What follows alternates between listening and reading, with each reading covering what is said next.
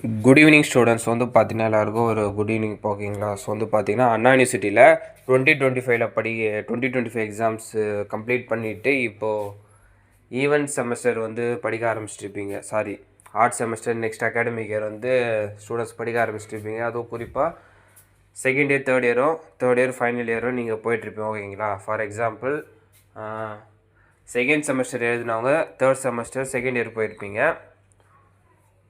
Fourth semester எழுதினவங்க third year fifth semester. Then வந்து பார்த்தீங்கன்னா சிக்ஸ்த்து செமஸ்டர் எழுதினவங்க ஃபைனல் இயர் செவன்த் செமஸ்டர் போயிட்டுருப்பீங்க ஓகேங்களா. ஸோ உங்களுக்கான ரிசல்ட்ஸை பற்றி கேட்டுகிட்டே இருக்கீங்க இப்போ ஓகேங்களா. ஸோ ரிசல்ட்ஸை ரிலேட்டடாக ஒரி பண்ணாதீங்க. நீங்கள் கம்மிங் வர எக்ஸாம்ஸுக்கு வந்து படிக்க ஆரம்பிச்சிடுங்க ஓகேங்களா. ஏன்னா வந்து செமஸ்டர் இப்படி வர மாதிரி இருக்குது. ஸோ செமஸ்டர் எக்ஸாம்ஸே வந்துடுது ஓகேங்களா. ஸோ இப்போத்துலேருந்தே நீங்கள் ப்ரிப்பேர் பண்ணி ஸ்டார்ட் பண்ணிடுங்க படிக்கிறதுக்கு ஓகேங்களா.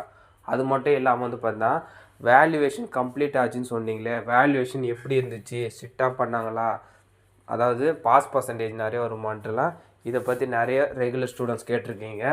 ஆக்சுவலாக வந்து பார்த்தீங்கன்னா ஸ்டாஃப்ஸ் கிட்ட கேட்டும்போது அவங்க என்ன சொன்னாங்கன்னா, அவங்க வேல்யூவேஷன் போனவருக்கு வந்து பார்த்தீங்கன்னா ஸ்ட்ரிக்டான வேல்யூவேஷன்லாம் பண்ண சொல்லி எந்த ஒரு இன்ஸ்ட்ரக்ஷனோ சர்க்குலரோ எங்களுக்கு கொடுக்கல.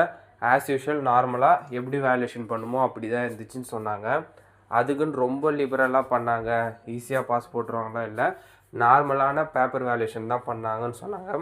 பட் ஒரு ஹாப்பியான அப்டேட் என்னென்னா, ஒரு சில சப்ஜெக்ட்டுக்கு மட்டும் வந்து பார்த்திங்கன்னா வேல்யூவேஷனில் கொஞ்சம் லிபரலான பேப்பர் கரெக்ஷன் பண்ண சொன்னாங்க. எல்லா சப்ஜெக்ட்ஸ்க்குள்ள சில சப்ஜெக்ட்ஸுக்கு மட்டும் ஓகேங்களா. ஏன்னா அந்த டிஃபிகல்ட்டி லெவல் பேஸ் பண்ணி சில சப்ஜெக்ட்ஸுக்கு மட்டும் வேல்யூவேஷன் கொஞ்சம் லிபரலாக கொடுக்க சொல்லியிருந்தாங்க ஓகேங்களா. ஸோ ஓவராலாக வந்து பார்த்தீங்கன்னா வேல்யூவேஷன் ஸ்ட்ரிக்டாக நடக்கலை.